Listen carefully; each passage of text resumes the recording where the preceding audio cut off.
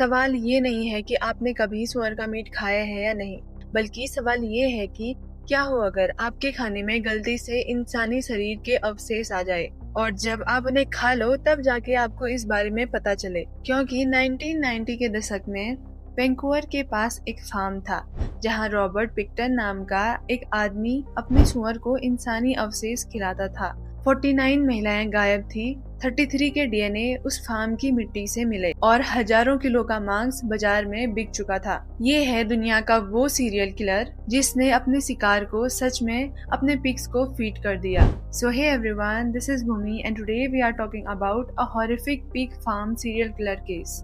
Video को शुरू करने से पहले मैं आप सभी लोगों से एक रिक्वेस्ट करना चाहूंगी कि अगर आपको मेरी वीडियो पसंद आती है तो प्लीज वीडियो को लाइक करना और चैनल को भी सब्सक्राइब कर देना।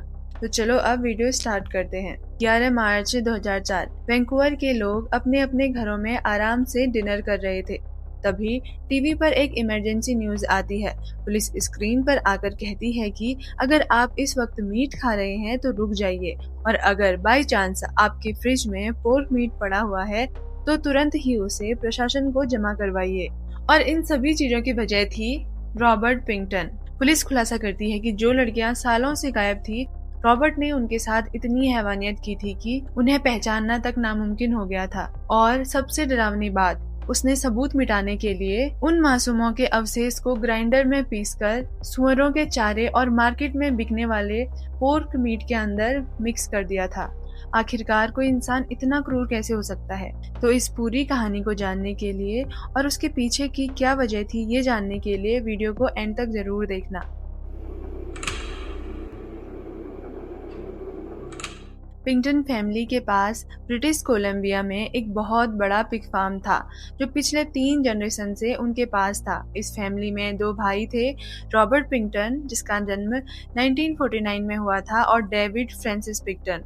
उनकी एक बहन भी थी जिसका नाम था लिंडा पिक्टन, लेकिन वो उनके साथ फार्म में नहीं रहती थी क्योंकि उसकी मम्मी ने उसे अपने किसी रिश्तेदार के वहाँ भेज दिया था। उनका कहना था कि लड़कियां पिग फार्म में काम नहीं करती हैं। रॉबर्ट का जो बचपन था वो बिल्कुल भी नॉर्मल नहीं था। उसके पापा लियोनार्ड पिक्टन बहुत ही ज्यादा वायलेंट थे और उसकी मदर लुइस भी बहुत ही ज्यादा स्ट्रिक्ट थी। बचपन से ही उन्होंने अपने बच्चों से उस फार्म में काम करवाया था। वो उन्हें एक स्लेव की तरह ट्रीट करते थे और तो और उन्हें बहुत ही ज्यादा मार भी पड़ती थी। मतलब उनके पास चाइल्डहुड नाम की कोई भी चीज नहीं थी। रॉबर्ट का बचपन प्यार नहीं बल्कि गंदगी और खौफ के बीच में बीता था। रॉबर्ट और उसका भाई डेविड गंदे कपड़ों में ही स्कूल जाते थे क्योंकि उनका ख्याल रखने वाला कोई नहीं था और इसी वजह से उनसे सुअरों की बदबू आती थी। स्कूल के बच्चे उन्हें स्टिंकी पिगी नाम से चिढ़ाते थे। बट 14 साल की उम्र में रॉबर्ट ने स्कूल छोड़ दिया और एक बुचर शॉप में काम करने लगा। बुचर शॉप मतलब जहाँ पर कसाई का काम करते हैं। वहाँ उसने लगभग 7 साल तक काम किया था और जब वो 21 साल का हो गया तो वो वापस अपने फार्म पर आ गया और वही काम करने लगा। 1979 में उसके फादर की डेथ हो गई और 1 साल बाद उसकी मदर भी मर गई थी। उसके बाद तीनों भाई बहन उस प्रॉपर्टी को डिवाइड कर लेते हैं। लिंडा को कुछ ही हिस्सा मिला, डेविड को घर और फार्म का हिस्सा मिला और रॉबर्ट पिंकटन को बाकी जमीन और पूरे पिग्स मिल गए। अब क्योंकि रॉबर्ट के पास रहने के लिए घर नहीं था तो इसीलिए वो फार्म पर ही ट्रेलर में रहने लगा। धीरे धीरे उस जमीन का प्राइस बहुत ज्यादा बढ़ने लगा जो उसके पास थी। तो जब वो करीब 45 साल का हुआ तो उस जमीन की कीमत पहले से 40 गुना ज्यादा बढ़ चुकी थी। इसीलिए उन दोनों भाइयों ने जमीन का कुछ हिस्सा बेच दिया और करीब 5.9 मिलियन कैनेडियन डॉलर्स कमा लिए। लेकिन इसके बाद भी वो फार्म नहीं छोड़ता है। देन इसके बाद उन्होंने फार्म का काम छोड़ दिया और उसी फार्म को एक पार्टी प्लेस बना दिया जिसे उन्होंने नाम दिया piggy palace good time society. उन लोगों ने एक ग्रुप बनाया और वहाँ पर फ्री पार्टीज होती थी, बारबेक्यू, म्यूजिक और अल्कोहल के साथ। बट असल में इस पार्टी का मतलब प्रोस्टिट्यूट्स को आकर्षित करना था। यहाँ पर वैसे बहुत बड़े बड़े इवेंट्स किए जाते थे जहाँ पर लगभग 2000 से भी ज्यादा लोग इकट्ठा होते थे। कभी कभी तो पॉलिटिक्स और बिजनेस फिगर भी यहाँ पर आया करते थे और सबसे ज्यादा यहाँ पर इलीगल हाई ड्रग्स चलते थे। उस पार्टी में कई लड़कियां और बहुत सारी प्रोस्टिट्यूट आया करती थी। रॉबर्ट जो ज्यादा कभी सोशल नहीं रहा बट इन पार्टीज में वो उन लड़कियों से काफी ज्यादा बातें करता था। इन लड़कियों को ये खबर नहीं थी कि जिससे वो लोग बात कर रहे हैं वो एक सीरियल किलर है और वो लोग एक सीरियल किलर के फार्म पर हैं। और उन्हें ये भी नहीं पता था कि ये मासूम सा दिखने वाला रॉबर्ट न जाने कितनी लड़कियों के साथ गलत हरकत कर चुका है और उनकी हत्या करके उन्हें अपने पिग्स को खिला चुका है। रॉबर्ट स्पेशली उन लड़कियों को अपना शिकार बनाता था जो प्रोस्टिट्यूट में काम करती थी, और वो लड़कियां जो बहुत ही ज्यादा ड्रग्स लेती थी, जिन्हें ड्रग्स की लत लग चुकी थी, क्योंकि इन लड़कियों के बारे में ना इनके घर वालों को कोई मतलब रहता था, ना इनके दोस्तों को और ना ही पुलिस वालों को। अगर ये लड़कियां गायब भी हो जाए तो पुलिस वाले इन्हें नशे की आदी बताकर इनके बारे में ना कोई इन्वेस्टिगेशन करते थे और ना इनका कुछ पता लगाते थे। इसीलिए इतने सारे कांड करने के बावजूद भी रॉबर्ट इतने सालों तक पकड़ा नहीं गया। रॉबर्ट वैनकूवर के डाउनटाउन साइड एरिया में जाकर उन लड़कियों को अपना टारगेट बनाता था जो ऑब्वियसली वल्नरेबल थी, जिन्हें सिर्फ पैसे, ड्रग्स, अल्कोहल, बस यही सब चाहिए था, और वो लड़कियां इन सब चीजों के लिए डेस्परेट थी। रॉबर्ट उन्हें अल्कोहल या ड्रग्स ऑफर करता और वो इसके साथ उसके फार्म पर चल देती। बट थोड़े टाइम के बाद बहुत सारी लड़कियों में ये बात फैलने लगी कि रॉबर्ट के साथ जाना या रॉबर्ट की पार्टी में जाना सेफ नहीं है, क्योंकि जो भी लड़कियां वहां पर गई हैं उनमें से बहुत सारी लड़कियां उस पार्टी से कभी भी वापस नहीं आई। बट इसके बाद भी कुछ लड़कियां ऐसी थी जो वहां पर जाया करती थी, जिनकी वजह ड्रग्स, पैसे या गरीबी होती थी। रॉबर्ट उन्हें अपने फार्म पर ले जाता, उनके साथ गलत हरकत करता और उन्हें बहुत ही ज्यादा टॉर्चर करता था, और जब इन सब चीजों से उसका मन भर जाता तो वो उन्हें खत्म कर देता। ऐसे ही 1997 में उस फार्म पर एक ऐसा इंसिडेंट हुआ जिससे कहीं न कहीं रॉबर्ट अब फंसने वाला था। 23 मार्च की रात एक लड़की चिल्लाते हुए, मदद मांगते हुए उस फार्म से बाहर निकली। उस लड़की के शरीर पर एक भी कपड़ा नहीं था और उसके पेट से बहुत ही ज्यादा खून बह रहा था। भागते भागते वो हाईवे पर पहुंचती है, जहां पर एक गाड़ी वाले ने उसे अस्पताल तक पहुंचा दिया। उसे नाइफ से बहुत ही गंदी तरीके से मारा था, बट वो कैसे न कैसे करके सरवाइव कर लेती है। इसका नाम था वेंडी और ये भी एक एस्कॉर्ट थी। जब अस्पताल वालों ने ये सारे जख्म देखे तो उन्हें ये मामला पुलिस को बताना पड़ा। पुलिस पूछताछ करने के लिए वहां पर आती है और वेंडी से पूछा जाता है कि आखिरकार उसके साथ क्या हुआ, और वेंडी पुलिस वालों को सारी बात बता देती है। वो बताती है कि वो हमेशा की तरह डाउनटाउन ईस्ट साइड पर थी, जहां रॉबर्ट उसे अपने साथ आने के लिए बोलता है और वो उसे $100 ऑफर करता है। इसके बाद वेंडी उसके फार्म पर चली जाती है उसके साथ। वहां पहुंचने के बाद दोनों इंटीमेट हुए। देन रॉबर्ट वेंडी के हाथों में हैंडकफ बांधने लगता है और फिर बिना वेंडी को सोचने का मौका दिए वो उसके पेट में बार बार स्टेप करता है।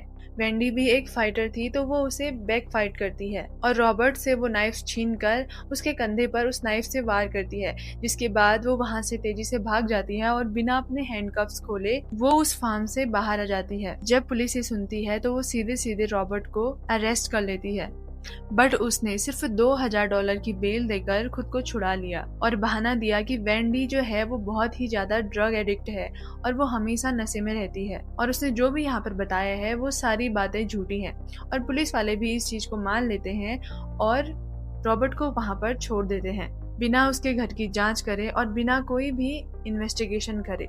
इस डाउनटाउन साइड से 1997 तक लगभग 23 से भी ज्यादा औरतें गायब हो चुकी थी और 2021 तक इनके नंबर 62 तक पहुंच गए। अगर 1997 में इस इंसिडेंट को थोड़ा सीरियसली लिया होता तो अगले 4 सालों में जिन लड़कियों को अपनी जान देनी पड़ी वो बच सकती थी। यहाँ पर पुलिस बहुत ही ज्यादा लापरवाही कर रही थी। ऐसे ही अब 1998 में सिराजेन नाम की एक लड़की गायब हुई। तब पुलिस ने पता लगाया कि अभी तक लगभग 40 लड़कियां लापता हो गई हैं और इनमें किसी में भी कोई एक्शन नहीं लिया गया। 1998 में पुलिस को एक अपॉर्चुनिटी मिलती है। बिल हिचकॉक एक 37 साल का आदमी था जो रॉबर्ट के फार्म पर ही काम करता था और उसे अपनी सैलरी कलेक्ट करने हर हफ्ते उसके फार्म के अंदर जाना पड़ता था। बिल पुलिस वालों को बताता है कि रॉबर्ट का फार्म बहुत ही ज्यादा डरावना है। उसके फार्म पर एक वैन भी है जिसकी विंडोज टिंटेड है, यानी कि उन विंडोज के अंदर कोई भी बाहर से नहीं देख सकता। ये वही वैन थी जिस पर रॉबर्ट उन लड़कियों को पिकअप करने जाता था। बिल को रॉबर्ट की उस पार्टी के बारे में काफी कुछ पता था। वहाँ पर बहुत सारी एस्कॉर्ट्स आती थी, बट उनमें से बहुत ही कम लोग वापस जा पाते थे। उसने बताया कि उन्हीं लड़कियों के रिपोर्ट्स न्यूज में आते थे कि वो लोग गायब हो गए हैं, इसीलिए उसको रॉबर्ट पर शक होने लगा। और ऐसे ही एक दिन जब वो अपनी सैलरी कलेक्ट करने के लिए रॉबर्ट के फार्म पर जाता है तो जो वहाँ पर उसने देखा वो बहुत ही ज्यादा शॉकिंग था। रॉबर्ट के घर के अंदर और उसके वैन के अंदर काफी सारी लड़कियों के बैग्स और उनकी आईडी पड़ी हुई थी। जब वो डिटेक्टिव ये सारी चीज़ें सुनते हैं तो वो इस केस को आगे बढ़ाने की कोशिश करते हैं, लेकिन उस ऑफिसर को इस केस से ट्रांसफ़र कर दिया जाता है और जिस ऑफिसर्स को ये केस दिया जाता है वो इस केस के बारे में कुछ करते ही नहीं हैं। इस चीज़ से हम जान सकते हैं कि रॉबर्ट ने बहुत सारे पावरफुल लोगों को शायद पैसे खिलाए हों। अब तक गायब होने वाली लड़कियों के नंबर टोटल 60 से भी ऊपर हो गए थे। अब हम डिस्कस करते हैं कि आखिरकार उस फार्म पर होता क्या था। हम लोगों को पता है कि रॉबर्ट डाउनटाउन साइड से लड़कियों को उठाकर लेकर आता था, वो लड़कियां जो ड्रग्स की एडिक्ट थी। तो रॉबर्ट उन्हें वहां से उठाकर अपने फार्म पर ले जाता, उन्हें बहुत सारे ड्रग्स देता और फिर उसके बाद उनके साथ गलत हरकतें करता, जिसके बाद वो उन्हें हैंडकफ्स या रस्सी से बांधता और इसके बाद वो उन्हें बहुत ही ज्यादा टॉर्चर करता था। वो लड़कियां यहाँ पर हेल्पलेस थी क्योंकि एक तो वो नशे में थी, ऊपर से उनके हाथ पांव बांध दिए गए थे और जब उसका मन भर जाता ये सारी चीजें करके तो वो उनकी जान ले लेता। इन्हें मारने के बाद वो बहुत सारी लड़कियों को पिग की तरह लटका देता और बहुत सारी लड़कियों की तो पूरी बॉडीज को वो ग्राइंडर में पीस लेता, जिसके बाद वो ये अवशेषों को अपने पिग को खिलाता था। और कई रिपोर्ट्स में तो ये भी बताया गया कि वो पिग के मीट के साथ उन लड़कियों के अवशेष भी मिक्स करके उन्हें बाजार में बेच देता था।